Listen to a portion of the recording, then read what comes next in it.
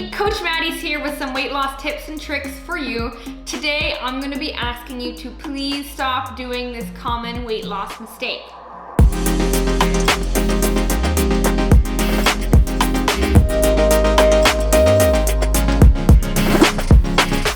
Now, this mistake is not taking your relationship with food seriously, okay? Because just like a marriage, your relationship with food needs work, needs effort, and needs commitment, right? A marriage can't just be one-sided.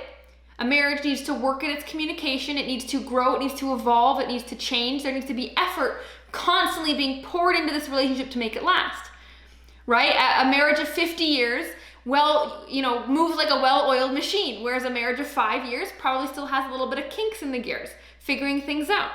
Right? And that's what we're trying to get to with our food relationship, because maybe even sometimes your relationship with food will last longer than your marriage, right? It's something you're going to have for the rest of your life. So you need to treat it as seriously as you treat a relationship with anything else, just like a marriage. It needs your effort and your attention. And unfortunately, a lot of the times we think we can skip this part. We think we can just add on top of what we know and keep going.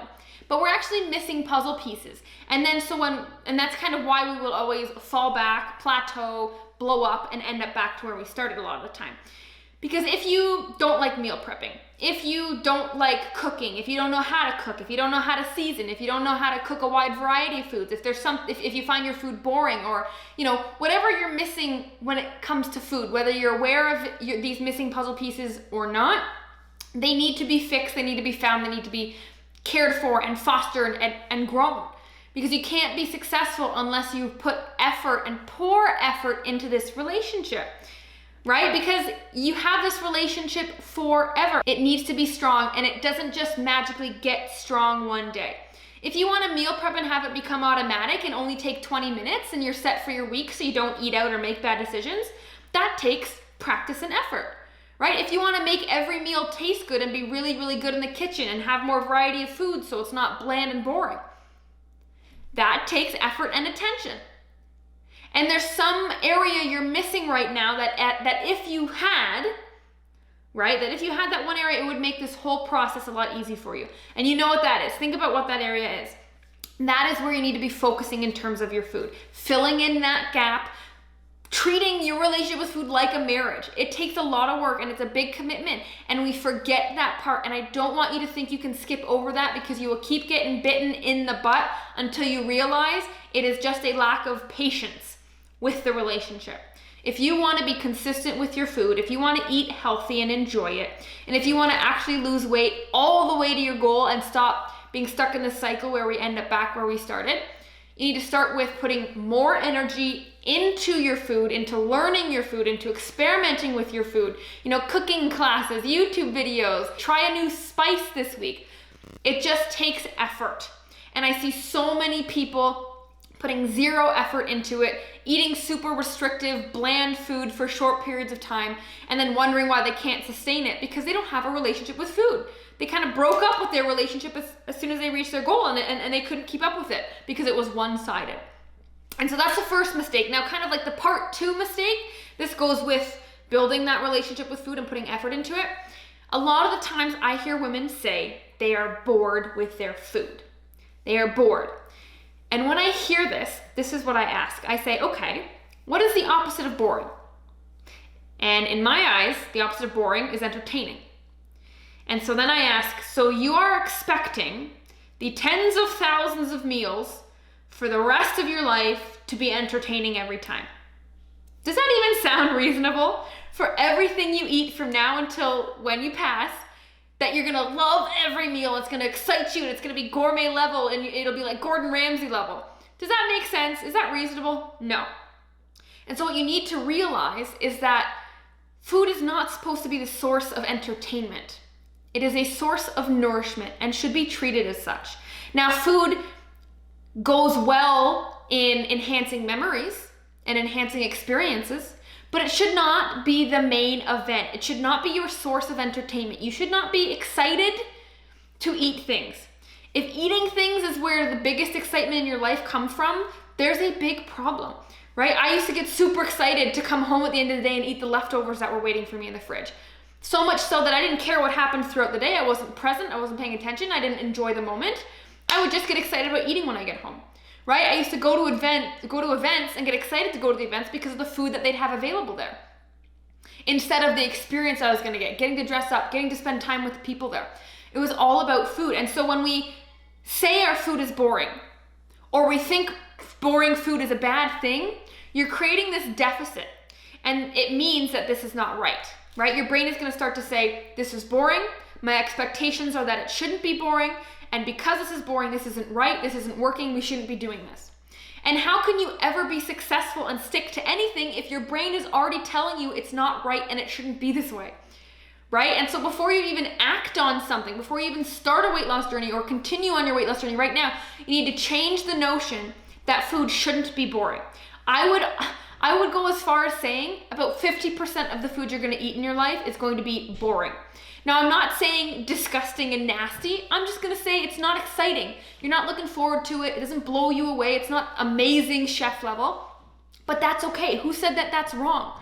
Who said that that's wrong? If your life is if your life is satisfying and fulfilling, and you look forward to other things other than food, you won't miss that, right? But if there's not much going on in your life and you put a lot of emphasis on food being your main source of entertainment, that's where this comes and bites you in the butt, like really, really hard. And that's kind of one of the first things that you should be doing to rewire your brain so that you don't make this weight loss mistake again, right? So 50% of the food you're gonna be eating is not gonna necessarily be delicious and amazing. That's okay when you eat something that's in front of you and you're like, meh, that's okay. Now, it shouldn't always be like that. There should be some joy and some feeling and enjoyment with food, absolutely. And like I said before, it's a great memory enhancer and an experience enhancer, but it shouldn't be the thing we always look forward to or always remember the most about. You see where I'm going here? So that's a very, very, very important key, right? Because sometimes life just gets thrown at us, right? Just like a marriage, there are ups and downs and there are lulls, right? Sometimes you guys are just good roommates or fighting all the time. Sometimes, there's passionate lovers. Same thing with food. Why do we think food is any different? There are lulls with your relationship with food. And when there's a lull, a low lull, it doesn't mean there's something wrong. It just means it's a natural part of the relationship. Keep going and you'll get the momentum back. It's not a signal for you to think there's something wrong or that this is something that you should try or that this is the wrong thing, do this instead. That's not what that's saying, because you will have the exact same pattern no matter how you eat, no matter what you try. There's no way you will eat. There's no way you'll enjoy every time you eat. That's just not possible, right? Sometimes, maybe one week you tried a new food for the first time that you didn't like and you just didn't like it, but now you cooked it and you gotta finish it, right? Oh well. Maybe one week you're really busy with work, so you had to pre-cook all your dinners, and by day number 4 it was a little bit soggy and you didn't enjoy it. Oh well, right? Sometimes that happens, and if I could tell you one thing, it's just don't think that's a bad thing and don't psych yourself out. The weight loss journey, the people who are successful on a weight loss journey are the ones who persevere. When it's tough, when it's inconvenient to do so, when things get challenging, when obstacles are always there, and when you get put in a position where, expectation doesn't meet reality, but you still have to keep going. Those are the people that are successful. Those are the people that have huge, amazing transformations. And that could be you too. That could be you too. All you have to do is put some effort into your relationship with food. Realize that, the food knowledge you have right now, the relationship you have with food right now is kind of in a box. That box needs to grow and explode. That's the only way that you're going to be successful. And on top of that, you need to adjust your expectations with what you expect of food, right? Is this nourishing me? Awesome. Is it nourishing me and tasting great? That's a bonus, but it's not a must 100% of the time. Big, big key. And when we make that mindset shift, let me tell you, it makes life a little easier because we don't panic. We don't start to get anxiety. We don't start to think something is wrong with the way we're eating. We just eat and we don't think about it too much. We're putting way too much thought into our food. We we overthink it. There's all these crazy weird diets and restrictions and do this and do that and change this and this timing and this belly blasting food. Like there's just so much complicated about food. It doesn't have to be that way. We eat for nourishment. If it's tasty on top of that, awesome. And then try to balance that about 50%. It doesn't have to be 100%. That's too much pressure, and I'm sure your life is busy and stressful and chaotic enough. You don't need the added pressure of failing or not meeting another mental expectation you've set for yourself. So try out those two things. Please avoid those two mistakes. It is two things that have really helped accelerate my growth and become a lot more at peace with food, a lot more appreciative of food, a lot less obsessed with food.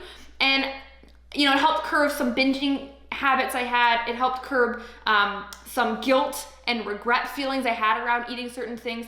It really, really does make a difference for your mental freedom going forward.